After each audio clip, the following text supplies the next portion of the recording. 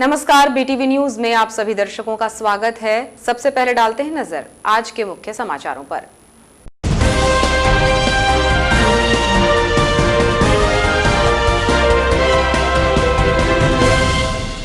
किसान संघर्ष यात्रा का हुआ बालाघाट आगमन। कांग्रेस सेवा दल के द्वारा प्रदेश भर में हो रहा है आयोजन। नगर में निकाली गई बैलगाड़ी और ट्रैक्टर रैली। स्थानीय अंबेडकर चौक में किया गया प्रदर्शन। किसान आंदोलन में मारे गए किसानों को दी गई श्रद्धांजलि।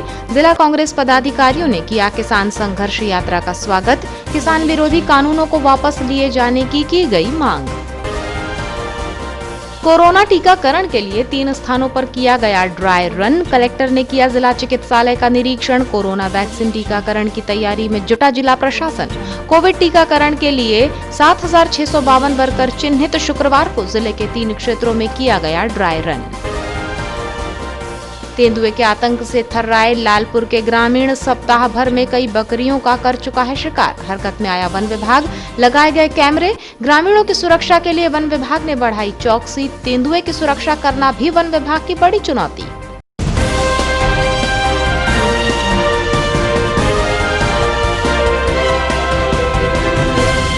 अब समाचार विस्तार से।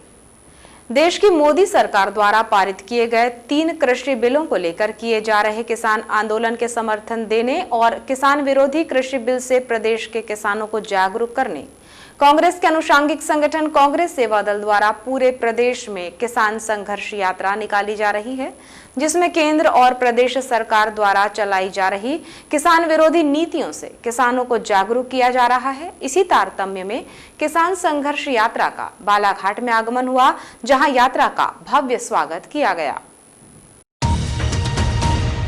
बता दें कि कांग्रेस सेवा दल के प्रदेशाध्यक्ष ठाकुर रजनीश सिंह के तत्वावधान में किसान संघर्ष यात्रा निकाली जा रही है, जो कि अनूपपुर जिले से प्रारंभ होकर प्रदेश के सभी जिलों और कस्बों से होते हुए ग्वालियर चंबल संभाग के मुरैना जिले में पूर्व मुख्यमंत्री कमलनाथ की उपस्थिति में 20 जनवरी को संपन्न होगी। कृषि कानून का विरोध कर रहे किसानों का समर्थन करते हुए कांग्रेस सेवा दल द्वारा प्रदेश में निकाली गई किसान संघर्ष यात्रा देर शाम बालाघाट नगर मुख्यालय पहुंची, जहां पर किसान कांग्रेस कमेटी के पदाधिकारियों और कार्यकर्ताओं ने किसान संघर्ष यात्रा का भव्य स्वागत किया।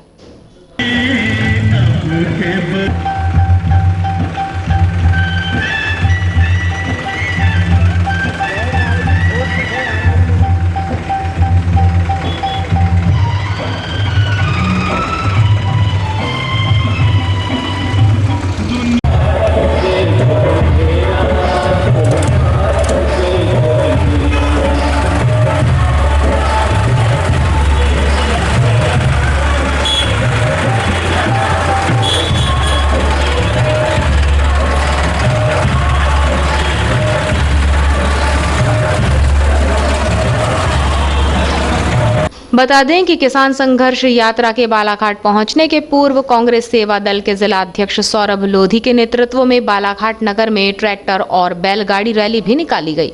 वहीं परसवाड़ा होते हुए किसान संघर्ष यात्रा देर शाम बालाघाट नगर पहुंची, जहां यात्रा के नेतृत्वकर्ता कांग्रेस सेवा दल प्रदेश अध्यक्ष रजनीश सिंह ठाकुर, संभागीय प्रभारी रमेश द्विवेदी, बालाघाट सेवा दल प्रभारी डॉक्टर राजेंद्र साहू, जिला कांग्रेस कमेटी के अध्यक्ष विश्वेश्वर भगत, जिला कार्यकारी अध्यक्ष राजा सोनी, कांग्रेस सेवा दल अध्यक्ष सौरभ लोधी, कांग्रेस जिला प्रवक्ता विशाल बिसेन, ब्लॉक अध्यक्ष श्याम पंजवानी, उदय सिंह नगपुरे सहित बड़ी संख्या में कांग्रेस जन और सेवा दल के पदाधिकारी कार्यकर्ता मौजूद रहे।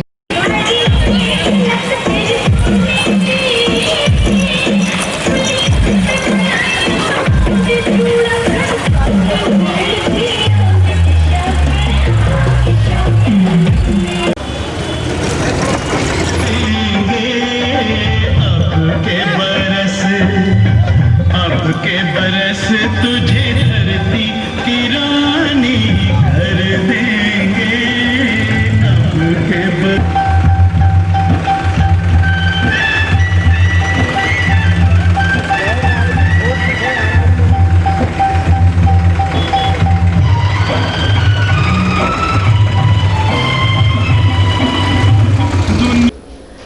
नगर के हनुमान चौक से सर्किट हाउस रोड होते हुए ये किसान संघर्ष यात्रा नगर के अंबेडकर चौक पहुंची, जहां सभी कांग्रेस जनों ने डॉक्टर बाबा साहब अंबेडकर की प्रतिमा पर माल्यार्पण किया और कैंडल जलाकर उन्हें श्रद्धांजलि दी। इसके बाद अंबेडकर चौक स्थित प्रदर्शन स्थल पर पहुंचकर कांग्रेस जनों ने राष्ट्रगान गाकर तिरंगे झंडे को सलामी दी और भारत माता की जय घोष के साथ प्रदर्शन कार्यक्रम में शामिल हुए।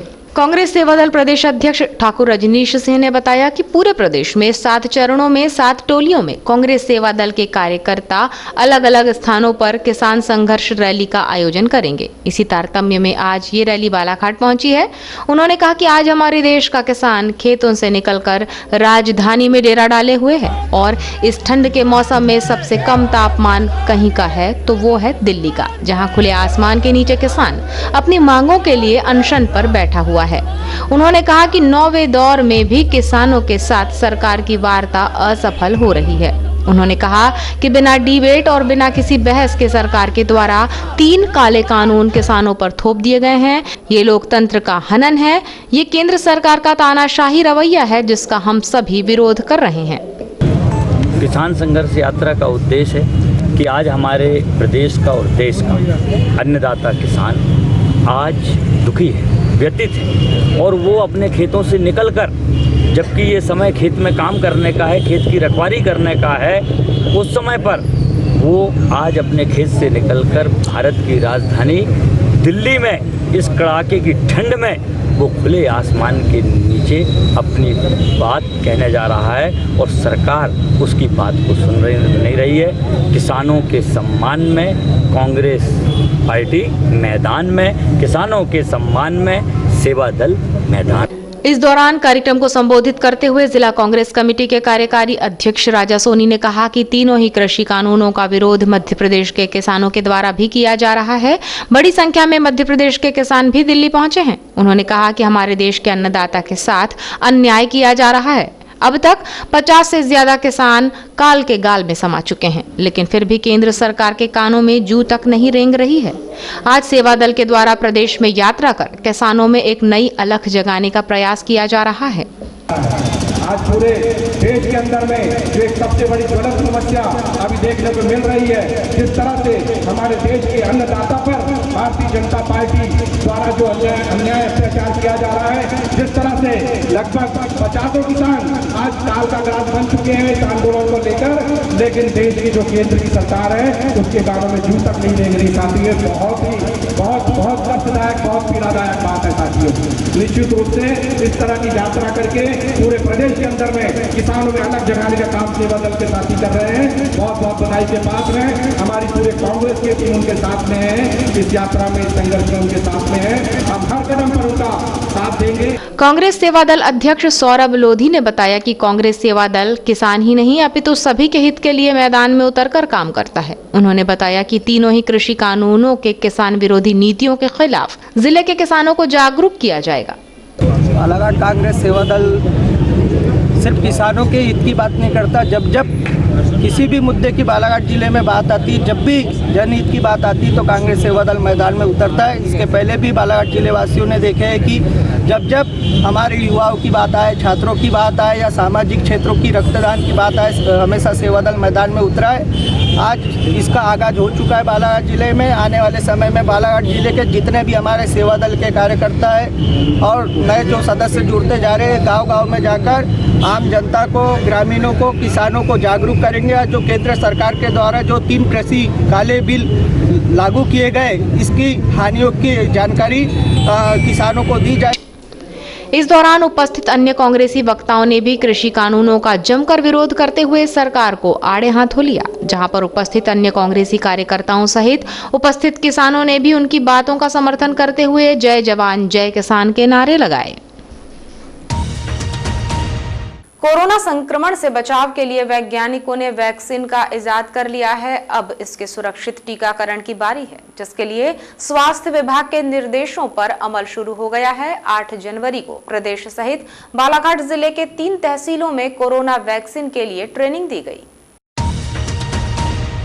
बता दें कि प्रदेश के 51 जिलों में आज कोरोना वैक्सीन का ड्राई रन किया जा रहा है, जिसमें शुक्रवार को जिले के 3 क्षेत्रों बालाघाट के जिला चिकित्सालय, वारासिवनी नगर के अंबेडकर भवन और लालबर्रा के सामुदायिक स्वास्थ्य केंद्र में शुक्रवार सुबह ड्राई रन की शुरुआत हुई, जिसके तहत तीनों ही क्षेत्रों में लगभग 90 स्वास्थ्य कर्मियों को उनके मोबाइल पर मैसेज भेजे गए। यहां तक समय पर आने का उल्लेख भी किया गया। असल में वैक्सीनेशन में लगने वाले समय का पता लगाने के लिए शुक्रवार को अस्पताल में ड्राई रन हुआ। वैक्सीनेशन के लिए चुने गए सभी स्वास्थ्य कर्मी सुबह ही वैक्सीनेशन ऑफिस में बनाए गए वेटिंग रूम में पहुंचे, जहां नियम अनुसार सभी के आधार कार्ड देखे गए, जिसके बाद उन्हें वैक्सीन लगवाने के लिए भेजा गया। टीका लगा रही नर्स ने टीकाकरण के साथ सावधानियां और संभावित रिएक्शन के बारे में उन्हें जानकारी दी। बता दें कि तीनों ही टीकाकरण कक्ष में करीब 15 स्वास्थ्य कर्मियों की ड्यूटी लगाई गई है, जिसमें 3 मेडिकल ऑफिसरों की नियुक्ति की गई है। उनकी निगरानी में ही ड्राई रन किया जा रहा है। जिला चिकित्सालय में किए गए ड्राई रन की प्रक्रिया को देखने शुक्रवार की सुबह कलेक्टर दीपक आर्य भी जिला चिकित्सालय पहुंचे, जहां उन्होंने प्रक्रिया को देखकर अन्य व्यवस्थाओं को लेकर स्वास्थ्य विभाग के अधिकारियों को जरूरी दिशा निर्देश दिए। इस संबंध में कलेक्टर दीपक आर्य ने बताया कि स्वास्थ्य विभाग के दिशा निर्देशों के अनुसार बालाघाट जिले में टीकाकरण हेतु स्वास्थ्य अमले को ट्रेनिंग दी जा रही है। कोल्ड चेन और अन्य व्यवस्थाओं को दुरुस्त किया जा रहा है। उन्होंने बताया कि सबसे पहले सरकारी और निजी अस्पतालों के डॉक्टर्स तथा अमले को ये टीका लगाया जाएगा। जिले में फिलहाल सरकारी गाइडलाइन के मुताबिक 20 केंद्र बनाए गए हैं, जहां 5 दिन में 7,652 लोगों को वैक्सीन लगाई जाएगी। बालाघाट जिले में आज 3 जगहों पर ड्राई रन किया गया था। उसमें हेल्थ केयर वर्कर्स जो थे उनको मैसेज उनको आए थे, जैसा कि सॉफ्टवेयर जैसा कि एक्चुअल में होगा, उनको मैसेजेस आए थे, उनको टाइम दिया गया था। टाइम के अनुसार वो लोग आए और पूरा जो मैंने जैसा भी बताया था कि 5 लोग हैं, वो पोलिंग बूथ की तरह सारी व्यवस्था है। एक बार लिस्ट को चेक करते हैं, फिर दूसरी बार उसको पोर्टल पर एंट्री करते हैं। उसके उपरांत वैक्सीनेशन किया जाता है और वैक्सीनेशन के बाद 30 मिनट का उनको एक कूलिंग ऑफ पीरियड रहता है, जिसमें कि ये देखा जाता है कि उनको कोई सिम्टम्स तो नहीं आ रहे हैं। इसी प्रकार की व्यवस्था के अनुसार बालाघाट में भी ड्राई रन किया गया। इसी प्रकार वारासिवनी और लालबर्रा में अपर कलेक्टर फ्रैंक नोबल ए की मौजूदगी में ड्राई रन किया गया। लामता वन विकास परियोजना के अंतर्गत वारासिवनी परियोजना परिक्षेत्र के लालपुर में ग्रामीण इन दिनों तेंदुए के आतंक से सहमे हुए हैं। ग्रामीणों में तेंदुए को लेकर दहशत का आलम यह है कि ग्रामीण जंगल की ओर जाना तो दूर, अंधेरा होने के बाद अपने ही घरों से निकलने में भी डर रहे हैं। बताया जा रहा है कि तेंदुए ने लगभग 10 दिनों से यहां आतंक मचा रखा है, मगर गुरुवार 7 जनवरी की दोपहर तेंदुए ने एक बार फिर लालपुर के समीप दस्तक दी है। 7 जनवरी की सुबह लगभग 11 बजे आसपास के घर के पीछे चरने गई एक बकरी पर तेंदुए ने हमला कर उसे मौत के घाट उतार दिया। इस क्षेत्र में तेंदुए द्वारा बकरी का शिकार किए जाने की ये पहली घटना नहीं है। ग्रामीणों की माने तो पिछले कुछ माह में तेंदुए द्वारा आधा दर्जन से ज्यादा बकरियों पर हमला किया जा चुका है। बीते माह पूर्व ही तेंदुए ने 2 बकरियों पर हमला कर दिया था। वहीं गत दिवस तेंदुए ने एक गाय पर हमला कर उसे जख्मी कर दिया था। हालांकि उक्त गाय ने कुछ दिनों बाद दम तोड़ दिया और उसकी मौत हो गई। इन घटनाओं से ग्रामीण बेहद डरे हुए हैं और वन विभाग द्वारा रेस्क्यू ऑपरेशन चलाकर उक्त तेंदुए को पकड़े जाने की मांग कर रहे हैं। बताया जा रहा है कि तेंदुए द्वारा 2 जनवरी से 7 जनवरी के बीच लगभग आधा दर्जन से ज्यादा बकरियों का शिकार किया गया है। घटना की जानकारी मिलते ही स्थानीय वन अमला मौके पर पहुंच गया था। वहीं पंचनामा कार्यवाही कर पीड़ित बकरी मालिकों को क्षतिपूर्ति सहायता राशि दिलाए जाने प्रकरण तैयार कर लिया गया है। गौरतलब है कि लालपुर वन क्षेत्र से लगा होने के चलते यहां वन्य प्राणियों की आवाजाही स्वाभाविक है, लेकिन पिछले कुछ माह से तेंदुए जैसे हिंसक वन्य प्राणी की मौजूदगी से यहां के ग्रामीण बेहद खौफजदा हैं। तेंदुए द्वारा पहले एक गाय का शिकार किया गया, फिर 2 जनवरी से 7 जनवरी के बीच लगभग आधा दर्जन से ज्यादा बकरियों का शिकार किया गया। फिलहाल घटना के बाद हरकत में आए वन अमले ने इलाकों में सर्चिंग तेज कर दी है।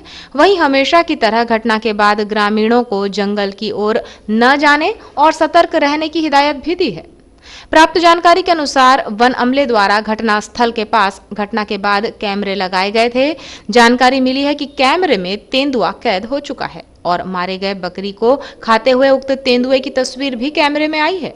लालपुर के ग्रामीणों को अब ये डर सता रहा है कि लगातार पालतू मवेशियों का शिकार कर रहा उक्त तेंदुआ कहीं आदमखोर ना हो जाए। वहीं अब स्थानीय ग्रामीणों की सुरक्षा के साथ साथ वन्य प्राणी तेंदुए की भी सुरक्षा करना और वन महकमे के लिए एक बड़ी चुनौती है। इधर वन विभाग के द्वारा 3 जनवरी से लगातार सर्चिंग की जा रही है। सीसीटीवी कैमरे में तेंदुआ कैद हो चुका है। 7 जनवरी की रात्रि में ग्रामीणों की सहायता से पटाखे फोड़कर उस तेंदुए को वहां से जंगल की ओर भगाने का प्रयास किया गया। बालाघाट नगर पालिका के द्वारा डोर टू डोर कचरा उठाने और नगर में स्वच्छता बनाने के उद्देश्य से नगर की जनता पर लगाए जा रहे अतिरिक्त 125 रुपये सफाई कर के मामले में 8 जनवरी को कलेक्टर से चर्चा की। इस दौरान उन्होंने ये आश्वासन दिया कि ये कर उनके द्वारा नहीं अपितु प्रदेश शासन के नियमों के तहत ही लगाया जा रहा है। नगर पालिका प्रबंधन शहर को साफ स्वच्छ रखने के साथ ही रोजाना घर घर पहुंचकर कचरा भी एकत्रित करती है। इस कार्य के लिए राशि नहीं वसूलने के चलते नगर पालिका को कचरा प्रबंधन पर करीब 8 करोड़ रुपए का अतिरिक्त खर्च वहन करना पड़ता है। इसकी पूर्ति के लिए नगर पालिका प्रबंधन अब प्रत्येक घर से राशि वसूलने का प्लान तैयार कर चुकी है और इस प्लान के तहत प्रति घर से निर्धारित शुल्क 125 रुपये प्रति माह तय किया गया है, जिसको लेकर कुछ पूर्व पार्षदों ने आपत्ति जताई है। लेकिन मामले में कलेक्टर दीपक आर्य ने बताया कि ये नगर पालिका प्रशासन का स्वयं का निर्णय नहीं है, प्रदेश शासन के नियमों के तहत ही ये कर लगाया जा रहा है। कलेक्टर दीपक आर्य ने बताया कि यह अतिरिक्त कर समय की आवश्यकता है, चूंकि नगर पालिका के खर्चे सफाई के क्षेत्र में ही काफी ज्यादा बढ़े हुए हैं। ये सिर्फ बालाघाट जिले का ही नहीं बल्कि पूरे प्रदेश और देश का मामला है।